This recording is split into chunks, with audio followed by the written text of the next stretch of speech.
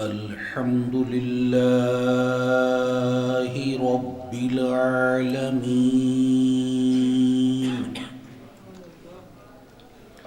والصلاة والسلام على خاتم النبيين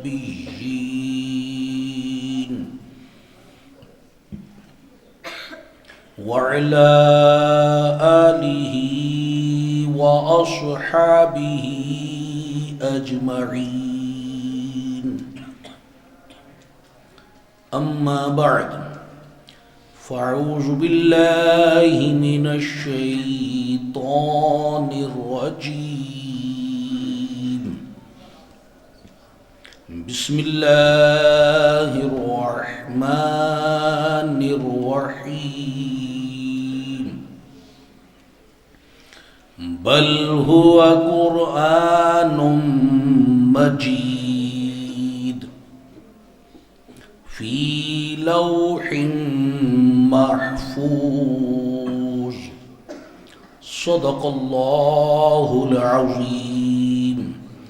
قال الله تبارك وتعالى في شان حبيبه الكريم: إن الله وملائكته يصلون على النبي يا أيها الذين آمنوا صلوا عليه وسلموا تسليما. الصلاة والسلام عليك يا سيدي يا رسول الله.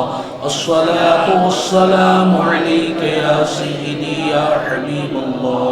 الصلاة والسلام عليك يا سيدي يا نبي الله، وعلى آلك وصحابك يا سيدي يا نور الله. بل هو قرآن مجيد فی لوح محفوظ. اللہ فرماتا بلکہ وہ کمال شرف والا قرآن ہے لوح محفوظ میں. ہم نے بارہا لوح محفوظ کا نام سنا. آج ہم جانیں گے کہ لوح محفوظ ہے کیا، اس میں ہوتا کیا ہے، کیسے ہوتا ہے. احادیث کی روشنی میں، قرآن کی روشنی میں، تفاسیر کی روشنی میں آج یہ بیان انشاءاللہ تعالی ہم سب سنیں گے. سیدنا حضرت ابن عباس رضی اللہ تعالی عنہما ارشاد فرماتے ہیں کہ یہ جو لوح ہے، تختی، لوح محفوظ، لوح، یہ سفید موتی سے بنی ہے. اس کی لمبائی آسمان اور زمین کے درمیانی فاصلہ کے برابر ہے، اور اس کی چوڑائی مشرق سے مغرب کے درمیان کے فاصلے کے برابر ہے. اس کے دونوں کنارے موتی اور یاقوت کے ہیں، اور اس کے اول و آخر کے حصے سرخ یاقوت کے بنے ہوئے ہیں. اور سیدنا امام فخر الدین رازی رحمۃ اللہ علیہ نقل فرماتے ہیں کہ یہ لوح محفوظ جو ہے ساتوں آسمانوں سے اوپر ہے.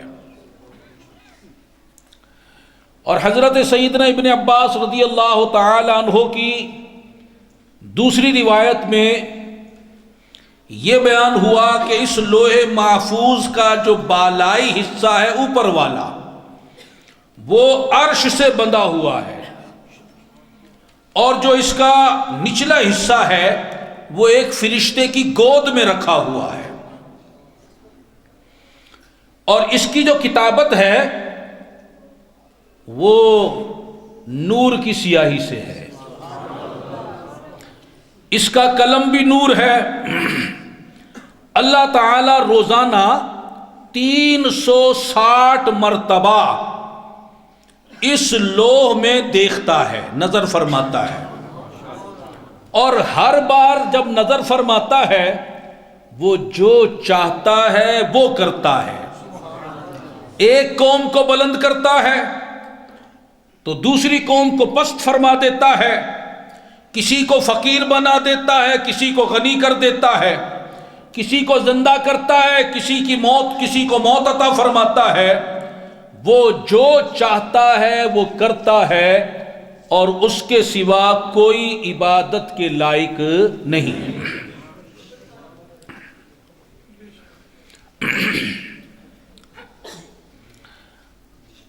سورہ رعد کی آیت مبارکہ، اللہ تبارک و تعالی ارشاد فرماتا ہے یمحو اللہ ما یشاء ویثبت وعندہ ام الکتاب۔ اللہ جو چاہے مٹاتا اور جو چاہے ثابت کرتا ہے، اور اصل لکھا ہوا اس کے پاس ہے۔ اس آیت مبارکہ سے یہ بات واضح ہوئی کہ یہ جو لوح ہیں یہ دو طرح کی ہیں۔ ایک لوح وہ ہے جس میں محو و اثبات ہوتا ہے، تغیر و تبدل ہوتا ہے، چیز ظاہر ہوتی ہے، پوشیدہ ہوتی ہے۔ اور ایک لوح وہ ہے جس میں کوئی تبدیلی نہیں ہوتی، اور اس کا ثبوت دونوں الواح کا اسی قرآن کی آیت میں موجود ہے۔ جیسا کہ اللہ نے فرمایا یمحو اللہ ما یشاء ویثبت، اللہ جو چاہتا ہے مٹاتا ہے، جو چاہتا ہے ثابت کرتا ہے۔ یعنی ایک لوح وہ ہے جس میں کبھی کوئی کام، کوئی چیز مٹ جاتی ہے، کبھی ظاہر ہو جاتی ہے، ثابت ہو جاتی ہے۔ اور دوسری لوح کے بارے میں اللہ نے فرمایا وَعِندَهُ أُمُّ الْكِتَابِ، اور اصل لکھا ہوا اسی کے پاس ہے۔ یہ دوسری لوح کا بیان ہو رہا ہے جس میں کوئی تبدیلی نہیں، اصل تحریر اس لوح میں موجود ہے۔ تو جس لوح میں کوئی تبدیلی نہیں ہوتی اسے لوح محفوظ کہتے ہیں۔ لفظ محفوظ بھی اسی لیے استعمال ہوا کہ اس میں جو علم ہے وہ محفوظ ہے، اس میں کوئی تبدیلی، کوئی تغیر، کوئی تبدل، کوئی محو و اثبات نہیں ہوتا۔ اللہ تعالی نے اپنا علم ازلی سے اس میں لکھ دیا ہے۔ اور جس لوح میں تبدیلی ہوتی ہے وہ الواح ملائکہ ہیں، جو فرشتوں کو الواح دی جاتی ہے کہ اس کو اتنا رزق دینا ہے، اس کی اتنی عمر ہے، اس کے اوپر یہ حادثہ آئے گا، اس کو یہ نعمت ملے گی، یہ صاحب اولاد ہے یا بے اولاد ہے، یہ پوری تقدیر۔ جیسا کہ شب برات کے بارے میں آپ بیان سنتے ہیں کہ ہر کام تقسیم کر دیا جاتا ہے، وہ فرشتوں کی الواح میں لکھ دیا جاتا ہے۔ وہ جو الواح ملائکہ ہیں وہ بھی تقدیر اس پہ لکھی ہوئی ہے۔ تو جب بھی محو اس بات ہوتا ہے، تبدیلی ہوتی ہے، الواح ملائکہ میں ہوتی ہے۔ لوح محفوظ میں کوئی تبدیلی واقع نہیں ہوتی، وہ ہر طرح کی تبدیلی سے محفوظ ہے، شیطان کے اثر سے محفوظ ہے۔ وہ جو علم تھا، جو اللہ نے لکھ دیا، وہ ویسا ہی ہے، اس میں کوئی تغیر، تبدل نہ ہوا، نہ ہوگا، نہ ہو سکتا ہے۔ اور جو الواح ملائکہ ہیں ان میں تغیر اور تبدل ہوتا ہے، محو اس بات ہوتا ہے۔ مٹانے اور ثابت کرنے کا معنی کیا ہے؟ اس لوح میں وہ علم موجود ہوتا ہے، اللہ جب چاہتا ہے فرشتوں پر وہ علم ظاہر ہو جاتا ہے، اس ظاہر ہونے کو کہا گیا ثابت ہو گیا۔ اور اللہ جب چاہتا ہے فرشتوں کی نظر سے وہ چیز چھپا دیتا ہے، پوشیدہ کر دیتا ہے، اس چھپانے کا نام مٹانا کہہ دیا گیا۔ اب آپ نے اس بات کو جب سن لیا کہ یہ لوح جو ہیں دو طرح کی ہیں اور دونوں کا ثبوت قرآن سے موجود ہے اور مزید حوالے آگے آ رہے ہیں، پہلے ہم یہ دیکھ لیں کہ تقدیر کسے کہتے ہیں۔ کائنات کو بنانے سے پہلے اللہ تعالی ازل میں جانتا تھا کائنات بننے کے بعد کیا ہوگا، کون کیا کرے گا۔ اللہ تعالی کا علم ازلی ہے۔ معاذ اللہ ہمارا یہ عقیدہ نہیں کہ کام ہونے کے بعد اللہ کو خبر ہوتی ہے، جیسا کہ کچھ بد مذہب لوگ یہ عقیدہ رکھتے ہیں۔ ہمارا یہ ایمان ہے اللہ ہمیشہ سے جانتا ہے۔ کائنات نہیں بنی تھی، وہ جانتا تھا کیا بنے گا اور کیا نہیں بنے گا۔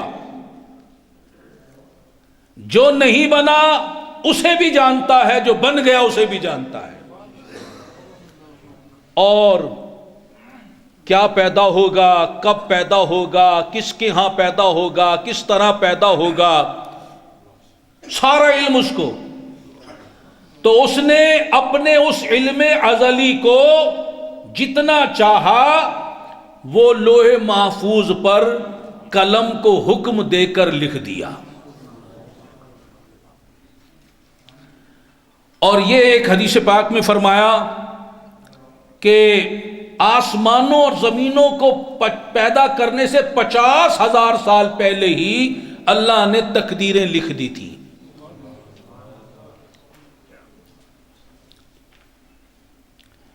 جب کہ اس کا عرش پانی پر تھا۔ اب دو طرح کی میں نے لوح آپ کے سامنے بیان کی، ایک لوح محفوظ، ایک الواح ملائکہ۔ اب آئیے قرآن کی روشنی میں اور احادیث کی روشنی میں ان دونوں الواح کی مثالیں ہم سنتے ہیں۔ اللہ تعالی نے سورہ یونس میں ارشاد فرمایا لِكُلِّ أُمَّةٍ أَجَلٌ اذا جاء اجلهم فلا يستأخرون ساعة ولا يستقدمون۔ ہر گروہ کا ایک وعدہ ہے، جب ان کا وعدہ آئے گا، موت کا وقت آئے گا تو ایک گھڑی نہ پیچھے ہٹے نہ آگے بڑھے۔ جب موت کا وقت آئے گا نہ ایک گھڑی آگے ہوگا نہ پیچھے ہوگا۔ یہ کس لوح کا ذکر ہو رہا ہے؟ لوح محفوظ کا۔ وہاں جو وقت لکھا ہوا ہے اس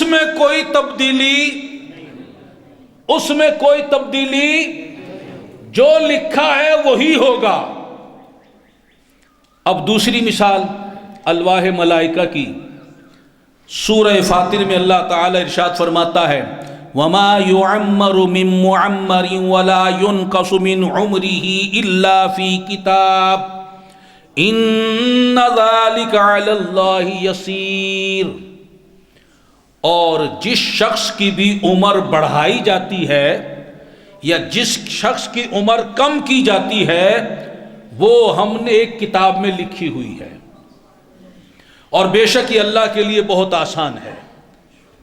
سورہ یونس میں فرمایا جب وقت آتا ہے کوئی تبدیلی نہیں ہوتی، نہ ایک گھڑی آگے ہو نہ ایک گھڑی پیچھے ہو۔ اور یہی قرآن ہے سورہ فاطر میں فرما رہا ہے جس کی عمر بڑھائی جاتی ہے یا کم کی جاتی ہے وہ ہم نے ایک کتاب میں لکھ دی ہے۔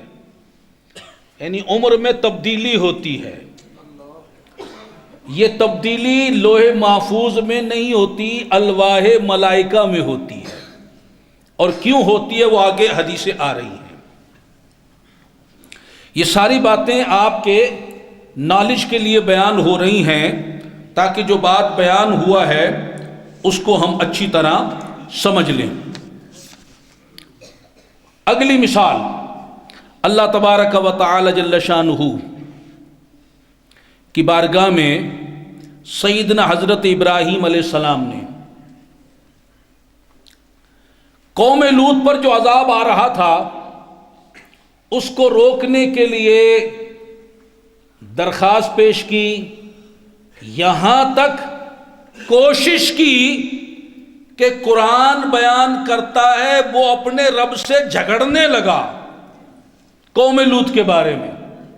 چنانچہ سورہ ہود میں ارشاد ہوا یجادلون فی قوم لوط، ہمارا خلیل ہم سے قوم لوط کے بارے میں جھگڑنے لگا۔ اب جو کچھ لوگ یہ کہتے ہیں کہ ان انبیاء اور رسولوں کا اللہ کے یہاں کوئی مقام نہیں، اور معاذ اللہ بہت بری مثالیں تک دے دی انہوں نے، جو زبان پر لانا بھی زیب نہیں دیتا، ان کی کوئی وجاہت نہیں، کوئی حیثیت نہیں، کوئی مقام نہیں، وہ اس کے دربار میں پر بھی نہیں مار سکتے۔ اللہ فرما رہا ہے میرا خلیل مجھ سے جھگڑا کرنے لگا۔ اب خلیل جھگڑ رہا ہے تو اللہ ناراض ہوتا، خلیل کی مذمت کرتا، اس کی بد اخلاقی بیان کرتا۔ اللہ تبارک و تعالی آگے اسی آیت میں فرماتا ہے یہ نہ سمجھنا جھگڑنے لگا تو ہم نے اس سے کوئی ناراضی کا اظہار کیا یا ہم برا مان گئے۔ سنو ان ابراہیم لحلیم اواہ منیب، ہمارا ابراہیم تو حلیم ہے۔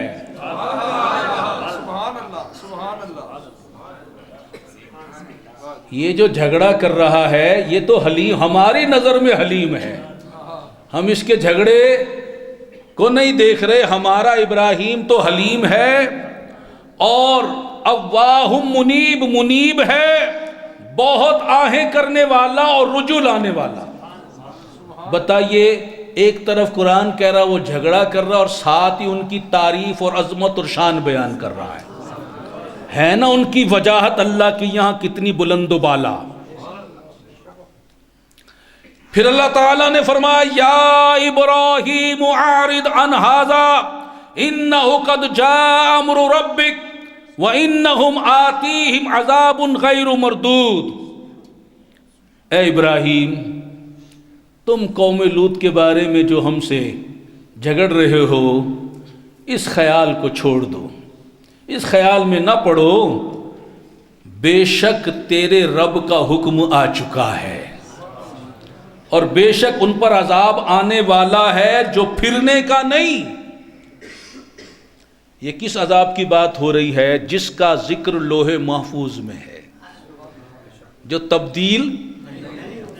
اگر کوئی اللہ کا مقرب بندہ اس کی تبدیلی کی درخواست کرتا ہے، اللہ تبارک و تعالی اس کو فرما دیتا ہے کہ تیرے رب کا فیصلہ ہو چکا، تم اس میں نہ پڑو،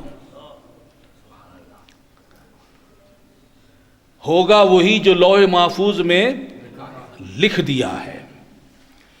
یہ حوالہ لوح محفوظ کے بارے میں۔ اب آئیے دوسرا حوالہ جو دوسری لوح کے بارے میں ہے، اس کو بھی سماعت فرمائے کہ حضرت یونس علیہ السلام اپنی قوم کو تبلیغ فرما رہے، قوم مان نہیں رہی۔ آپ نے کہا کہ اگر تم ایمان نہیں لاؤ گے، اللہ کی توحید پر ایمان نہیں رکھو گے، میری نبوت پر ایمان نہیں لاؤ گے، تو پھر تمہیں اللہ کا عذاب گھیر لے گا۔ قوم نہ مانی، آپ نے قوم کو فیصلہ سنا دیا کہ 40 دن تمہارے پاس ہے، مان جاؤ وگرنہ اللہ کا عذاب آنے والا ہے۔ وہ ٹھٹا کرنے لگے، مذاق اڑانے لگے، آپ کی بات پر ان کا کوئی اعتماد نہیں تھا۔ دن گزرنے لگے، جب آپ کی مقرر کردہ تاریخ قریب آ گئی تو حضرت یونس علیہ السلام راتوں رات اس بستی سے نکل گئے۔ اب جب انہیں پتا چلا کہ حضرت یونس علیہ السلام چلے گئے، اب وہ خوف زدہ ہو گئے۔ انکار بھی کرتے تھے اور یہ بھی جانتے تھے بچے ہوئے ان کی وجہ سے ہیں۔ اب خوف زدہ ہو گئے کہ وہ تو چلے گئے جن کی وجہ سے حفاظت ہماری ہو رہی تھی۔ اب کہنے لگے کہ اب مارے جائیں گے۔ جب صبح طلوع ہوئی تو آسمان پر بہت زیادہ دھواں نکلنے لگا، گہرے گہرے بادل آ رہے، ان بادلوں سے دھواں نکل رہا ہے، اور وہ دھواں اتنا پھیلا کہ زمین پر آ گیا، ان کے گھروں میں داخل ہو رہا ہے۔ اب انہیں پتہ چل گیا کہ یونس علیہ السلام بھی چلے گئے، اور انہوں نے جو فرمایا تھا اس کے آثار بھی سامنے آ گئے، اللہ کا عذاب سامنے آ رہا ہے، اب مارے جائیں گے۔ اب بچت کا ایک ہی راستہ ہے کہ یونس علیہ السلام نے جو فرمایا وہ بات مان لو، ایمان لے آؤ۔ چنانچہ وہ قوم کے بڑے بڑے اکٹھے ہوئے، لوگوں کو سمجھانے لگے، اور انہوں نے اکٹھے ہو کر توبہ استغفار شروع کر دی، ایمان لے آئے، معافی مانگنے لگے، گڑ گڑانے لگے، اے اللہ تو ہمیں معاف کر دے، اے اللہ تو ہمیں معاف کر دے۔ وہ سر پر اوپر جو عذاب کھڑا تھا، اللہ تبارک و تعالی جل شانہ فرماتا ہے کشفنا عنہم عذاب الخزی فی الحیات الدنیا، ہم نے وہ رسوائی والا عذاب دنیا کی زندگی میں ان سے ہٹا دیا۔ آیا ہوا عذاب جو ٹلا، یہ لوح محفوظ والی بات نہیں، الواح ملائکہ میں تو یہ لکھا تھا کہ عذاب آئے گا، فرشتے عذاب لے کر بھی آ گئے، لیکن لوح محفوظ میں یہ درج تھا کہ یہ واپس ہو جائے گا۔ فرشتوں کی نظر میں واپسی کا اظہار نہ ہوا تھا، لیکن جب اللہ نے ان کی توبہ قبول کی تو الواح ملائکہ میں اس چیز کو ثابت کر دیا، ظاہر کر دیا کہ اب میں اس عذاب کو واپس کر رہا ہوں۔ تو محو اسباب تغیر و تبدل الواح ملائکہ میں ہوتا ہے، لوح محفوظ میں نہیں۔ اب آپ نے اس مثال کو بھی سن لیا، اب ذرا ہم ایک اور مثال۔ سرکار صلی اللہ علیہ وسلم فرماتے ہیں جب باپ کا نطفہ ماں کے رحم میں پہنچتا ہے، ارشاد فرمایا 40 دن تک وہ اسی طرح پڑا رہتا ہے، پھر وہ خون کی پھٹک میں تبدیل ہوتا ہے، پھر 40 دن لگتے ہیں، پھر وہ اسی طرح پڑا رہتا ہے، پھر گوشت کا لوتھڑا بنتا ہے، پھر 40 دن گزرتے ہیں، پھر اللہ تعالیٰ ماں کے پیٹ میں ایک فرشتے کو بھیجتا ہے۔ کسے بھیجتا ہے؟ اسے وہ پوچھتا ہے یا اللہ اس کی عمر کیا لکھوں، اس کا رزق کیا لکھوں، یہ مسلمان ہو کر مرے گا یا کافر مرے گا، سعید لکھوں یا شقی لکھوں، یہ لڑکا ہوگا یا لڑکی ہوگا۔ کہتے ہیں ماں کے پیٹ میں اللہ کے سوا کسی کو نہیں پتہ، یہ فرشتے کو تو سب پتہ چل گیا۔ وہ لکھتا ہے اپنے رجسٹر میں کہ یہ لڑکا ہے یا لڑکی ہے، رزق کتنا استعمال کرے گا، اسے موت کب کہاں آئے گی، یہ ساری چیزیں فرشتہ لکھتا ہے۔ پھر سرکار فرماتے ہیں صلی اللہ علیہ وسلم اس کے بعد جب وہ سب کچھ لکھ لیتا ہے تو وہ دفتر لپیٹ دیا جاتا ہے، اس کے بعد اس میں نہ کوئی اضافہ ہوتا ہے نہ کمی ہوتی۔ یہ مثال ہے لوح محفوظ کی۔ لوح محفوظ کے لکھے ہوئے کے مطابق فرشتہ ماں کے پیٹ میں یہ باتیں لکھتا ہے۔ اب دوسری مثال، حضرت ثوبان رضی اللہ تعالی عنہ راوی، ابن ماجہ شریف کی حدیث پاک، سرکار فرماتے ہیں لا يرد القدر الا الدعاء، کہ تقدیر کو دعا پلٹ دیتی ہے۔ دعا جو ہے وہ تقدیر کو پلٹ دیتی ہے۔ اور فرمایا مزید عمر میں اضافہ نہیں ہوتا مگر حسن سلوک کی وجہ سے۔ اگر کسی کے اخلاق اچھے ہوں اور وہ لوگوں کے ساتھ حسن سلوک سے پیش آئے تو اللہ تعالیٰ اس کی عمر میں اضافہ فرما دیتا ہے۔ اور تیسری بات ارشاد فرمائی وَإِنَّ الرَّجُلَ لَيُحْرَمُ الرِّزْقَ بِالذَّنبِ يُصِيبُهُ، اور یقیناً انسان رزق سے محروم ہو جاتا ہے اس گناہ سے جو اسے پہنچے، یعنی گناہوں کی وجہ سے رزق کم کر دیا جاتا ہے۔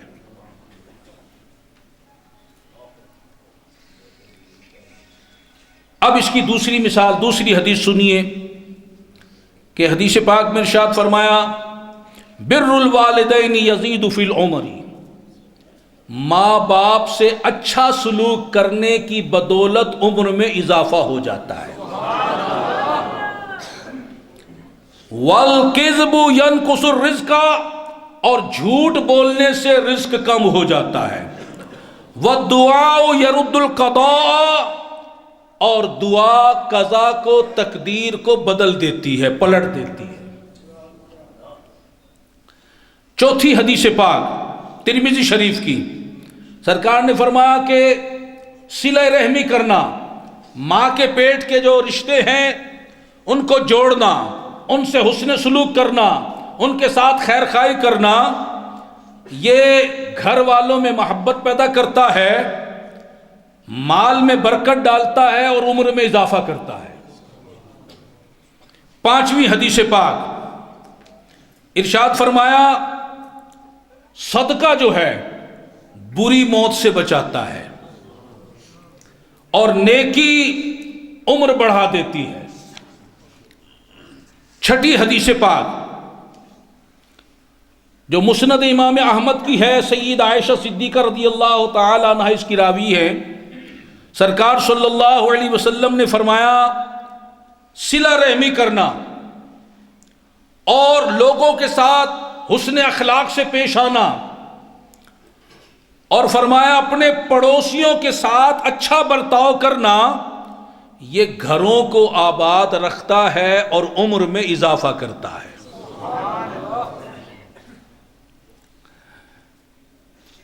اور اگلی حدیث پاک جو بخاری و مسلم شریف کی ہے، اللہ تبارک و تعالی ارشاد فرماتا ہے ابن آدم خرچ کر، انفق علیک، میں تجھ پہ خرچ کروں گا۔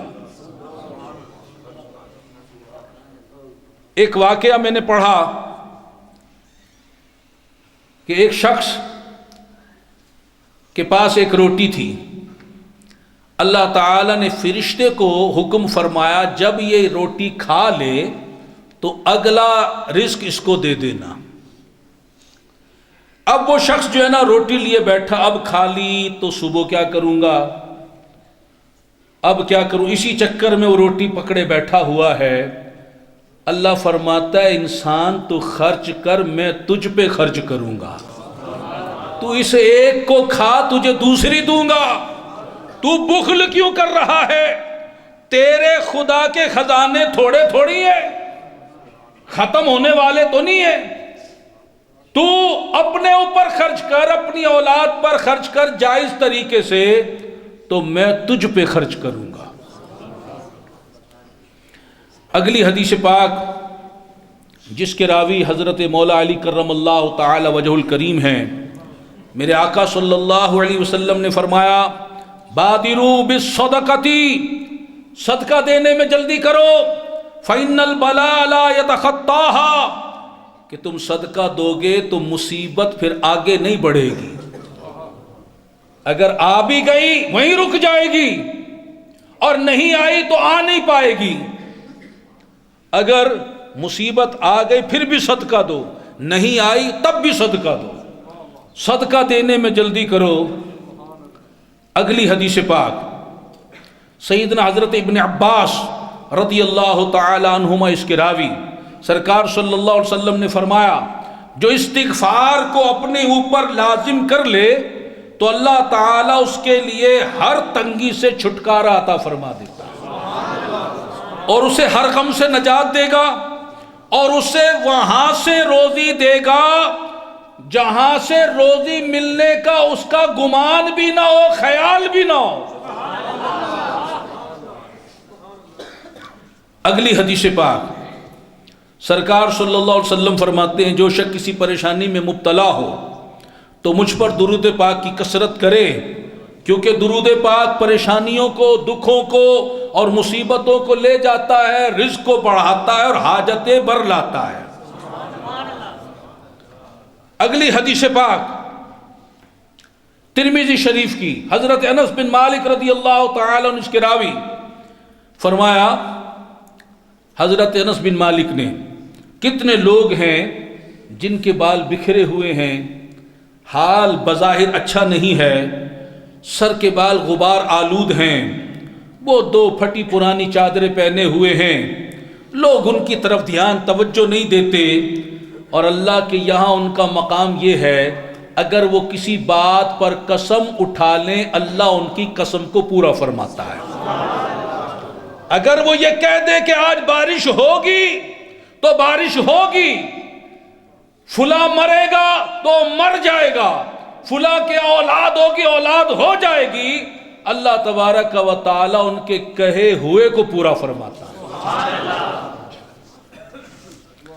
تو محترم بھائی اور بزرگوں، اب غور کیجئے، ایک طرف تو کہا گیا کہ جو لکھا گیا اس میں کوئی تبدیلی نہیں ہوگی، اب اتنی احادیث ہیں کہ یہ کرو گے رزق بڑھ جائے گا، دعا تقدیر کو بدل دیتی ہے، گناہ کرنے سے رزق کم ہو جاتا ہے، جھوٹ بولنے سے رزق کم ہو جاتا ہے، راہ خدا میں مال خرچ کرو اللہ رزق بڑھا دیتا ہے، ماں باپ کے ساتھ حسن سلوک کرو، پڑوسیوں کے ساتھ اچھا برتاؤ کرو، مسلمانوں کے ساتھ حسن اخلاق سے پیش آؤ تو اللہ تعالیٰ تمہاری روزی میں اضافہ کرے گا، تمہارے عمر میں اضافہ کرے گا، درود پاک پڑھو تم سے مصیبتیں دور ہو جائیں گی، استغفار پڑھو تمہیں وہاں سے روزی ملے گی جہاں سے تمہارا گمان بھی نہیں ہے، صدقہ بلا کو ٹال دیتا ہے، اور اولیاء اللہ بزرگان دین کی نگاہ کرم سے تقدیر بدل جاتی ہے۔ تو یہ تبدیلی کا معاملہ یہ کیا ہے؟ اب اس کو ذرا سمجھ لیں گے تو اب تک جو بیان ہوا وہ کلیئر ہو جائے گا۔ اب اس ساری گفتگو کا نتیجہ بیان ہو رہا ہے۔ لوح محفوظ میں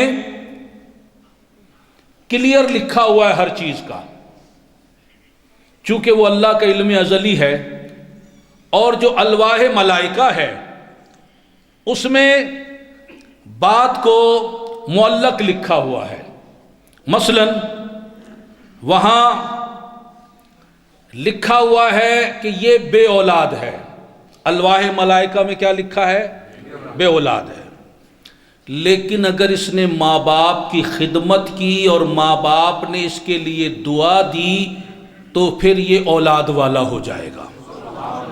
معاملہ لٹکایا ہوا ہے، کلیئر نہیں کیا ہوا، لٹکا ہوا ہے بے اولاد، با اولاد بھی ہوگا کب؟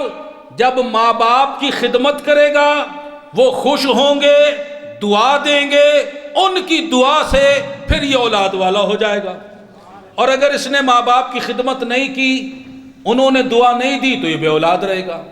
یہاں معاملہ معلق ہے، واضح نہیں ہے، لیکن لوح محفوظ میں کلیئر لکھا ہوا ہے اتنے عرصے بے اولاد ہوگا، پھر اس کے ماں باپ دعا دیں گے، پھر اس کو اولاد دی جائے گی، وہاں کلیئر ہے، اور اگر نہیں وہاں لکھا ہوا ہے کہ یہ اتنے عرصے بے اولاد ہوگا، ماں باپ کی خدمت نہیں کرے گا، دعا نہیں ملے گی، بے اولاد ہی رہے گا، وہاں معاملہ بالکل کلیئر لکھا ہوا ہے۔ لیکن جو فرشتوں کی الواح وہاں لٹکا ہوا ہے کہ اگر اس نے پڑوسیوں کے ساتھ حسن سلوک کیا تو اس کی روزی میں اضافہ ہو جائے گا، وگرنہ پھر یہ اسی طرح تنگی میں وقت گزارے گا۔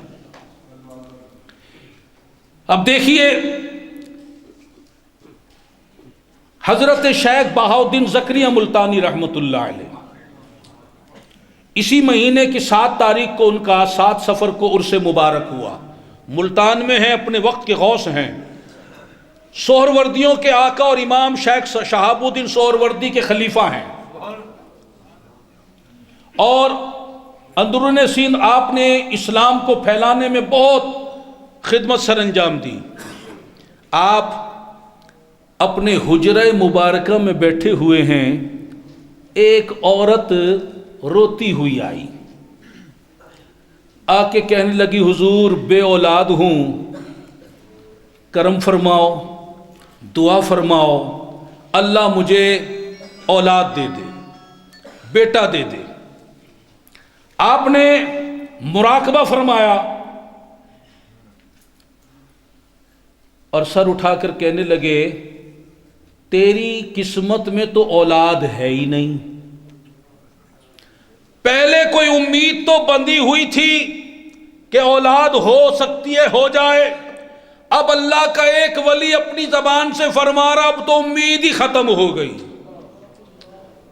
اب تو دل پر اور غم کے اور نا امیدی کے بادل چھا گئے. اب روتے ہوئے واپس حضرت کے حجرے سے باہر آئی. آپ کے پوتے حضرت شاہ رکن عالم نوری حضوری رحمت اللہ علیہ، جن کا مزار ملتان قلعہ پر موجود ہے، دادا کا مزار بھی اور پوتے کا مزار بھی.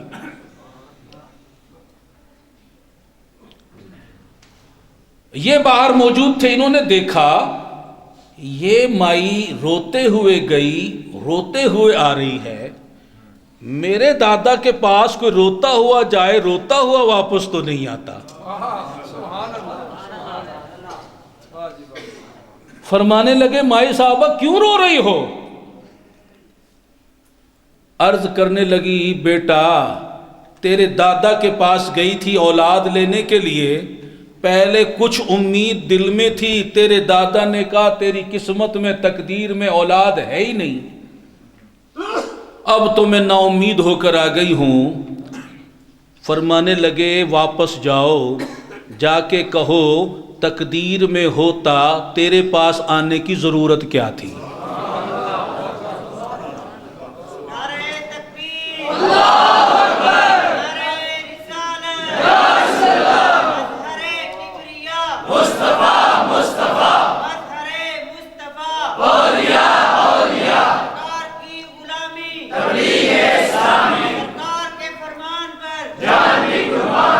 مائی کی سمجھ میں بات آ گئی، واپس گئی، جا کے کہا حضرت اگر تقدیر میں ہوتا تو پھر آپ کے پاس آنے کی ضرورت کیا تھی؟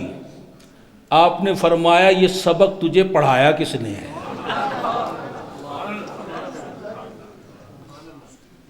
اور پھر جوش میں آ گئے، فرمانے لگے اچھا جا اللہ تجھے ایک بیٹا دے گا، 2 بیٹے دے گا، 3 بیٹے دے گا، 4 بیٹے دے گا، 5 بیٹے دے گا، 6 بیٹے دے گا، 7 بیٹے دے گا. اور اس کے ہاں 7 بیٹے ہو گئے. لوح محفوظ میں تو لکھا ہوا تھا کہ یہ بہاؤالدین کے پاس آئے گی، اس کی دعا سے اس کو 7 بیٹے ملیں گے.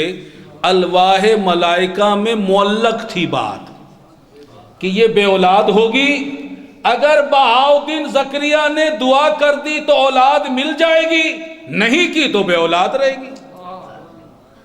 اور جب بہاؤالدین زکریا نے دعا کر دی تو پھر اس میں 7 بیٹے جو لوح محفوظ میں جو لکھے ہوئے تھے وہ الواح ملائکہ میں بھی درج ہو گئے.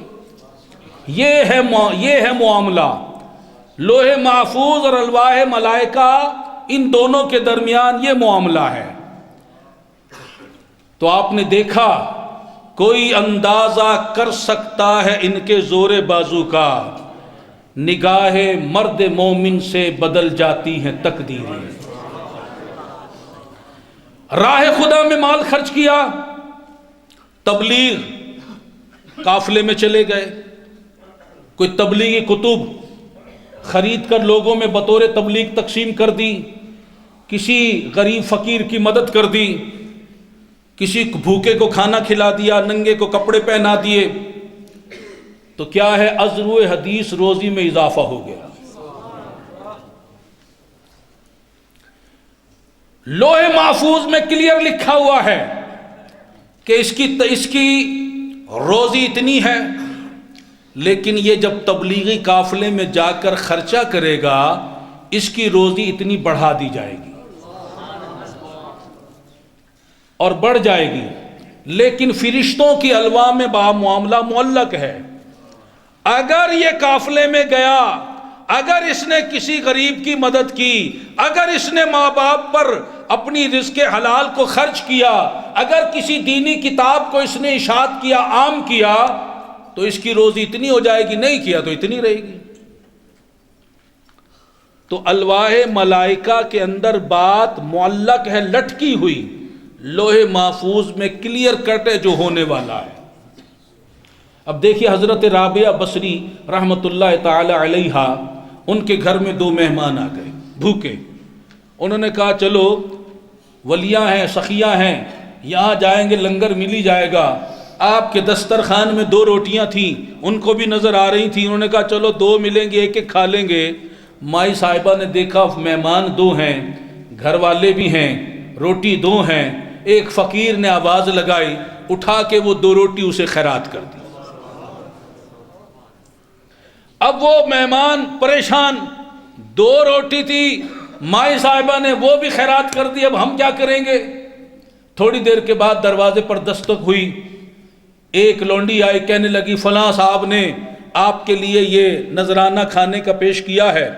آپ نے دیکھا اس میں 18 روٹیاں تھیں۔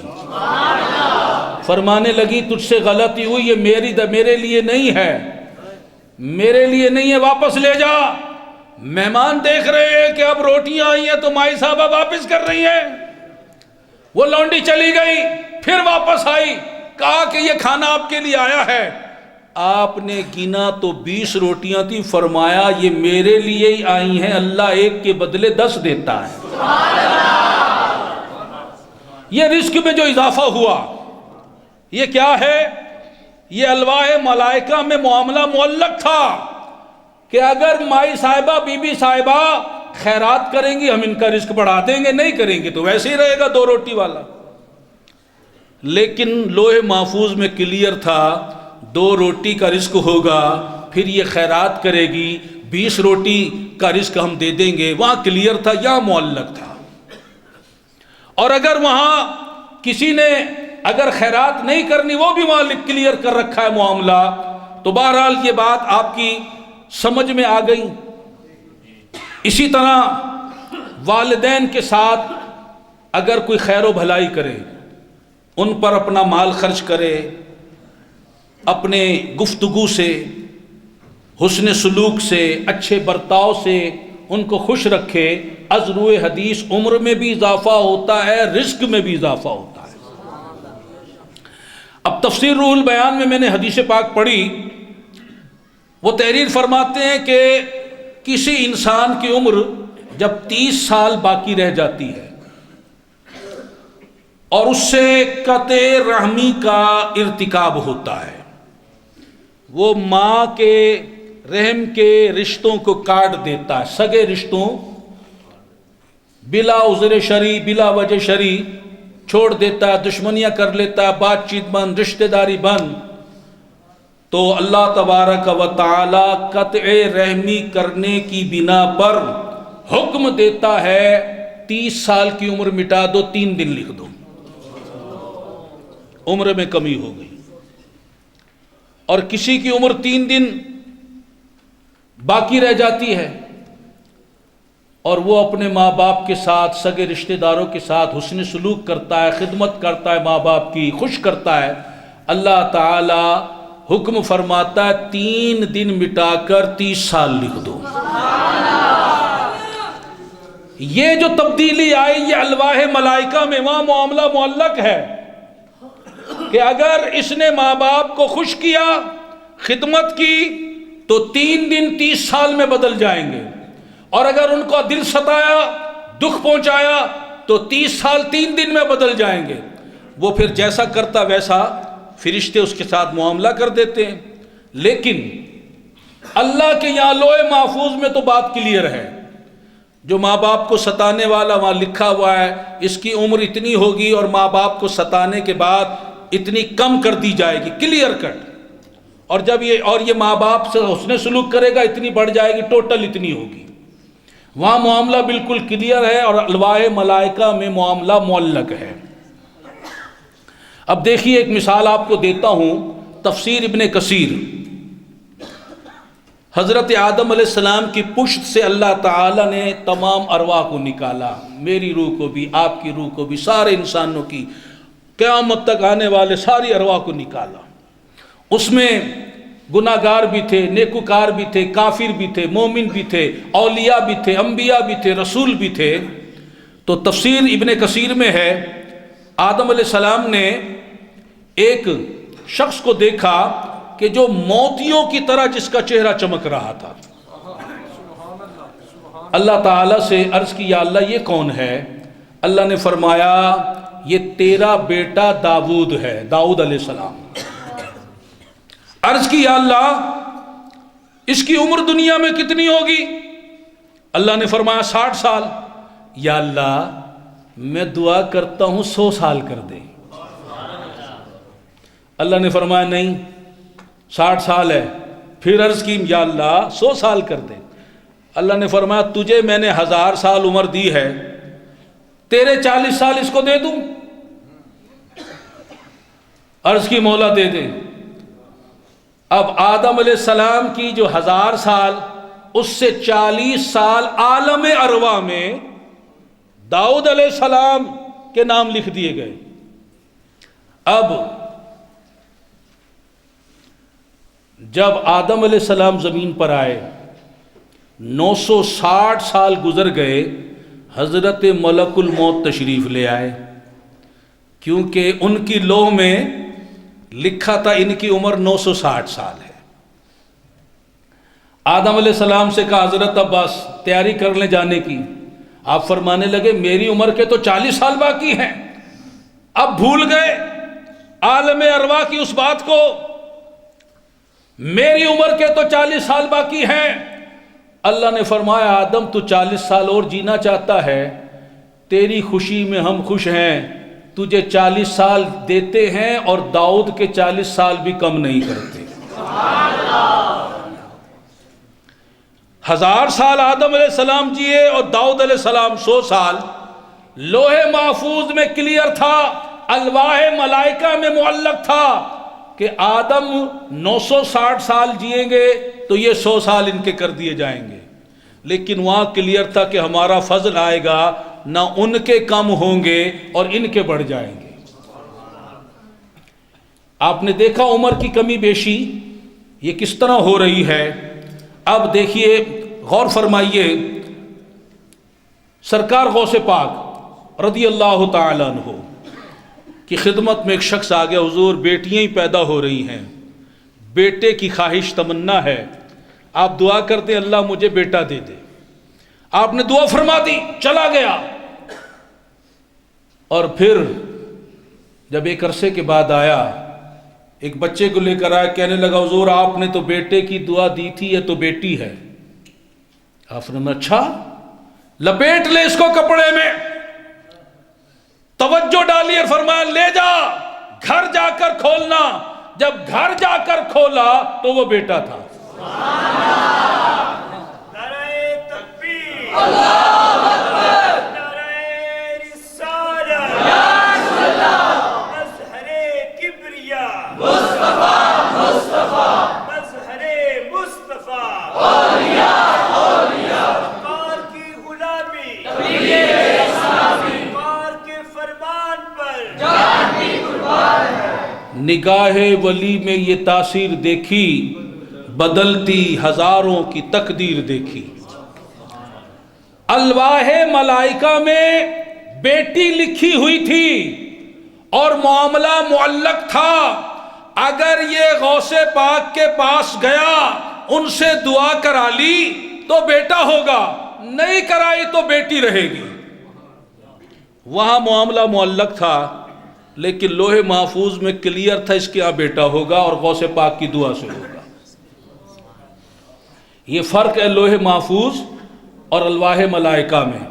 اور یہ جو تقدیریں تبدیل ہوتی ہے، رزق کی کمی، عمر کی کمی، بیٹا بیٹی، بے اولاد اولاد والا ہو گیا، یہ ماو اسبات سارا الواح ملائکہ میں ہو رہا ہوتا ہے۔ اب دیکھیے بارگاہ غوثیت میں ایک عورت آ گئی اور بیٹے کی طالب، حضور بیٹے کی دعا کر دیں۔ اب غوث پاک اللہ کی جناب میں کہتے ہیں یا اللہ یہ ایک بیٹا مانگ رہی ہے، میں اس کے لیے تجھ سے 2 بیٹے مانگتا ہوں۔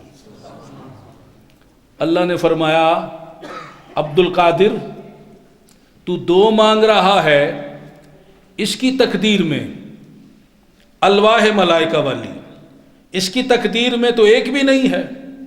عرض کی یا اللہ تو کریم ہے، میں نے 2 مانگے تو 3 دے دے۔ فرمایا عبد القادر تجھے کیا ہو گیا؟ اس کی تقدیر میں 1 نہیں تو 3 مانگ رہا۔ یا اللہ تو کریم ہے، 4 دے دے۔ اللہ نے جواب دیا، پھر فرمایا یا اللہ تو کریم ہے، تیرے خزانے میں کیا کمی ہے، 5 دے دے۔ اللہ نے فرمایا 1 نہیں ہے تو 5 مانگ رہا۔ عرض کیا اللہ 6 عطا کر دے، تو کریم ہے۔ اللہ نے فرمایا اس کی تقدیر میں 1 نہیں، تجھے کیا ہو گیا، 6 مانگنے لگ گیا۔ عرض کی مولا تیرے کرم کے باب کھلے ہوئے ہیں، اگر تو 7 بیٹے دے دے تو کیا کمی آئے گی؟ اللہ نے فرمایا عبد القادر تو ہمارا محبوب ہے، جا تیری دعا پر ہم نے اسے 7 بیٹے دے دیے۔ یہ کیا ہے؟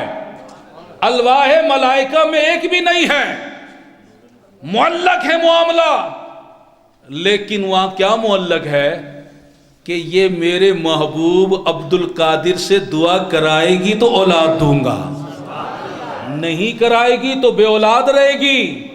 اب پتہ چلا کیوں جاتے ہیں بزرگوں کے پاس۔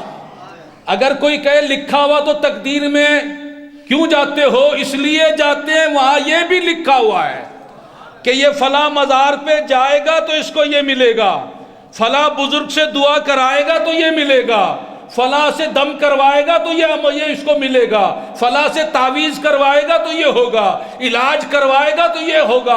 امام المحدثین خاتم المحققین سیدنا شیخ عبدالحق محدث دہلوی رحمت اللہ علیہ ارشاد فرماتے ہیں دنیا بھر کے تمام اسباب کا تقدیر الہی کے ساتھ یہی تعلق ہے۔ بندہ بیمار ہے، اب وہاں معاملہ معلق ہے، فلاں ڈاکٹر سے دوائی لے گا تو شفا ملے گی، اب اس پہ جائے اس پہ جائے 10 ڈاکٹروں کے پاس جائے، جب تک وہاں نہیں جائے گا شفا نہیں ملے گی۔ وہاں معاملہ معلق ہے، مگر لوح محفوظ میں کلیئر ہے کہ وہاں جائے گا یا نہیں جائے گا، وہاں لکھا ہوا ہے، وہاں کلیئر معاملہ ہے۔ تو فرمایا اسی طرح تمام دوائیوں کا معاملہ ہے اور بندے کے اعمال کا معاملہ ہے کہ اگر یہ فلاں عمل کرے گا تو جنت میں جائے گا، فلاں عمل کرے گا تو دوزخ میں جائے گا۔ معاملہ لٹکا ہوا ہے فرشتوں کی الوا میں، فرشتے دیکھتے وہ عمل کون سا کرتا ہے، اس کو لے کے کدھر جانا ہے، لیکن لوح محفوظ میں کلیئر ہے یہ جنتی ہے یا دوزخی ہے، وہاں معاملہ کلیئر، کیا عمل کرے گا کیا نہیں کرے گا۔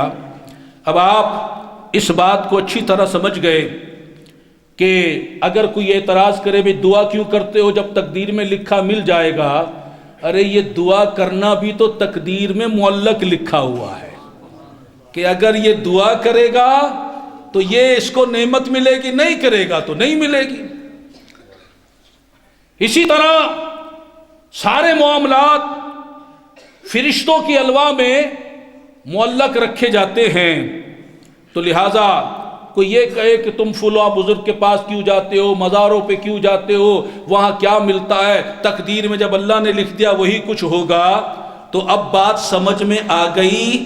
تقدیر 2 طرح کی ہے، ایک لٹکی ہوئی معلق ہے، ایک کلیئر کٹ ہے۔ جو کلیئر کٹ ہے وہ لوح محفوظ میں ہے، جو الواح ملائکہ میں وہ معلق ہے، وہاں لکھا ہوا ہے ماں باپ کی خدمت کرے گا تو عمر میں اضافہ ہوگا، اگر حرام کام کرے گا رزق میں کمی ہوگی، اگر حلال کام کرے گا رزق میں برکت ہوگی، اضافہ ہوگا، اگر یہ کسی بزرگ سے دعا کرا لے گا اس کو بیٹا مل جائے گا، نہیں کرائے گا بے اولاد رہے گا۔ سارے معاملات وہاں یہ معلق کیے ہوئے ہیں ہمارے لیے، اس لیے ہم دعا بھی کرتے ہیں، تعویذ بھی کرتے ہیں، اسی دم بھی کراتے ہیں، مزارات پر بھی جاتے ہیں، بزرگوں کے پاس بھی جاتے ہیں، ان سے بھی دعا کراتے ہیں کہ اللہ نے لکھا ہوا ہے، ڈاکٹروں کے پاس بھی جاتے ہیں، حکیموں کے پاس بھی جاتے ہیں، لوگوں سے بھی التجا کرتے ہیں، وہاں نہ جانے کس کے لیے بارے میں ہمارے لیے لکھا ہے کہ کون دعا کرے گا، اس لیے اس سے بھی دعا کرا لو، اس سے بھی دعا کرا لو، اس سے بھی دعا کرا لو،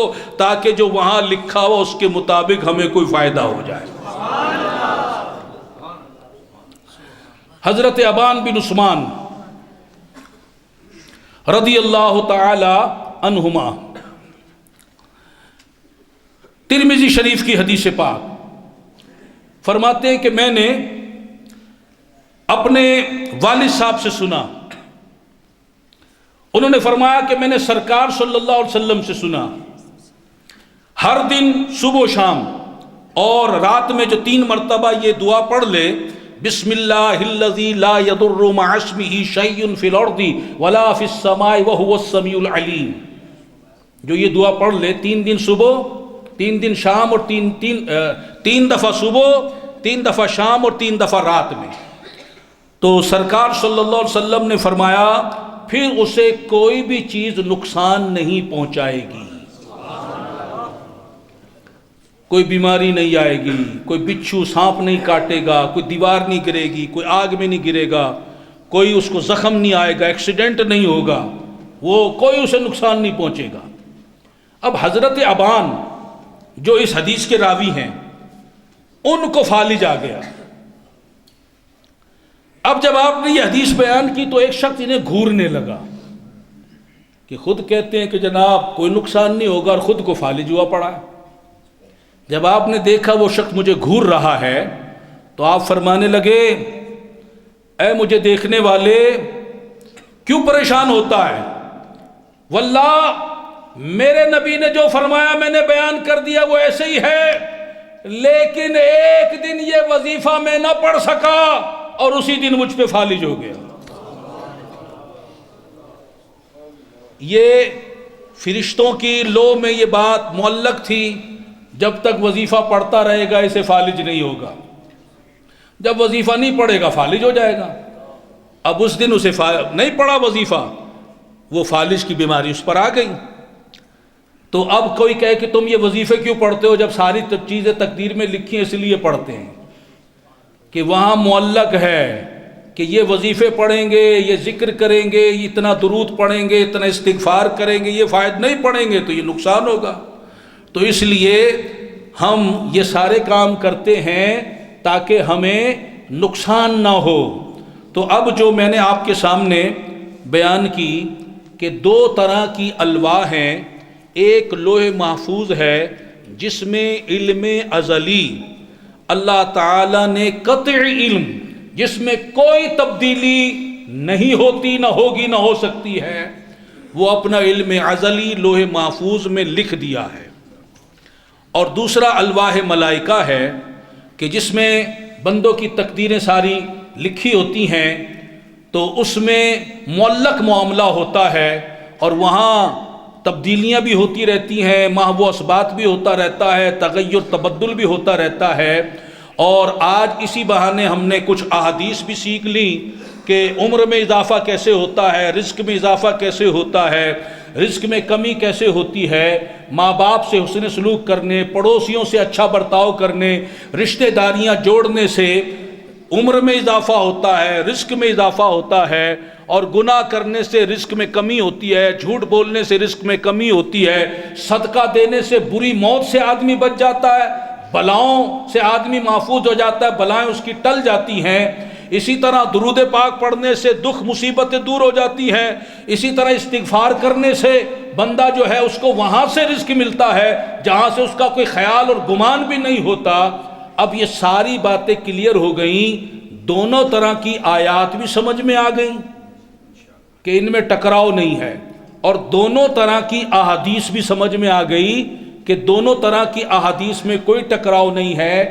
ایک طرح کی آیات اور احادیث لوح محفوظ کے بارے میں ہیں، اور دوسری طرح کی آیات اور احادیث جس میں کمی بیشی کی بات ہے وہ لوح ملائکہ کے بارے میں ہے۔ قرآن نے انہیں بھی کتاب کہا ہے، قرآن نے اسے بھی کتاب کہا ہے، اور دونوں لوح ہیں، وہ لوح محفوظ کہلاتی ہے، یہ لوح ملائکہ کہلاتی ہے۔ الحمدللہ آج ہم نے اپنا یہ سبق اور درس سیکھ لیا۔ اب بیان تو ابھی باقی ہے، لیکن میں اسے آج یہ 1-2 روایت بیان کر کے ختم کرتا ہوں، باقی جو بیان رہے گا وہ انشاءاللہ آئندہ سنیں گے۔ وقت جو ہے وہ کافی ہو گیا ہے۔ پہلی بات یہ، اس لوح محفوظ میں لکھا ہوا کیا ہے، کیا کیا لکھا ہوا ہے۔ چنانچہ ہم سورہ انعام کی آیت مبارکہ سنتے ہیں، اللہ تعالیٰ فرماتا وَعِندَهُ مَفَاتِحُ الْغَيْبِ لَا يَعْلَمُهَا إِلَّا هُوَ وَيَعْلَمُ مَا فِي الْبَرِّ وَالْبَحْرِ وَمَا تَسْقُطُ مِنْ وَرَقَةٍ إِلَّا يَعْلَمُهَا وَلَا حَبَّةٍ فِي ظُلُمَاتِ الْأَرْضِ وَلَا رَطْبٍ وَلَا يَابِسٍ إِلَّا فِي كِتَابٍ مُبِينٍ۔ اللہ فرماتا ہے اور اسی کے پاس ہیں کنجیاں غیب کی، انہیں وہی جانتا ہے، اور جانتا ہے جو کچھ خشکی اور تری میں ہے، اور جو پتا گرتا ہے وہ اسے جانتا ہے، اور کوئی دانہ نہیں زمین کی اندھیریوں میں، اور نہ کوئی تر اور نہ خشک جو ایک روشن کتاب یعنی لوح محفوظ میں نہ لکھا ہو۔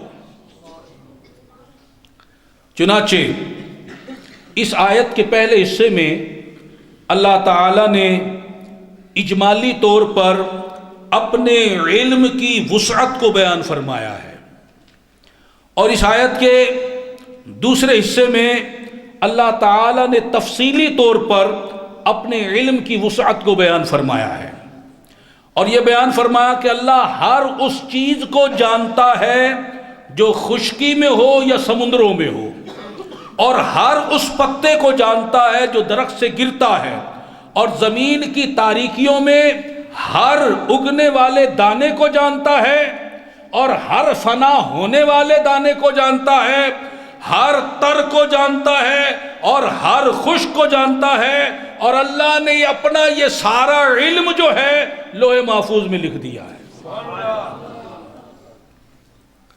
یعنی جس طرح اللہ تعالیٰ تمام غیوب کو جانتا ہے، اسی طرح خشکی اور سمندر کی ہر چیز کو جانتا ہے، اور اس کا علم تمام موجودات کو محیط ہے۔ زمین و آسمان میں کوئی ذرہ اس سے پوشیدہ نہیں، وہ غیب اور شہادت کی ہر چیز کا جاننے والا ہے۔ درخت کے پتوں میں کب اور کس جگہ کوئی پتا گرتا ہے، نباتات، جمادات اور حیوانات کی تمام حرکتیں، کب کون پر پھڑ پھڑائے گا، کب جانور بیٹھے گا، کب کھڑا ہوگا، کب ایک ٹانگ پر کھڑا ہوگا، کب چاروں ٹانگ پر کھڑا ہوگا، کب دو ٹانگ پر، ہر حرکت کو اللہ تبارک و تعالی جانتا ہے، تمام احوال کو ان کے جانتا ہے، اور مکلفین میں سے جن اور انسان کے ہر فعل سے وہ واقف ہے۔ زمین کے اندھیروں میں بوئے ہوئے بیجوں، اور زمین کے اندر رہنے والے کیڑے مکوڑوں، اور زمین کے اوپر بسنے والے جانوروں اور جانداروں کے تمام احوال، اور ہر چیز اس کے علم میں ہے، جو تر ہو، خشک ہو، زندہ ہو، مردہ ہو، پھل ہو، دانہ ہو، زمین پہ گرے نہ گرے، اللہ تبارک و تعالی سب سے واقف ہے، اور ان میں سے ہر چیز کو اس نے لوح محفوظ میں لکھ دیا ہے۔ کیوں لکھا ہے، کس کے لیے لکھا ہے، یہ سوال چھوڑتا ہوں آئندہ کے لیے۔ آئندہ بیان ہوگا لوح محفوظ میں کیوں لکھا ہے، کس کے لیے لکھا ہے، انشاءاللہ آئندہ ہم یہ بیان سنیں گے۔ آج جو بیان ہوا ہے اس کو ذہن نشین رکھیں، اور آج بہت سی باتیں آپ کے ذہنوں کی کلیئر ہو گئی ہوں گی، معلومات میں بھی اضافہ ہوا ہوگا۔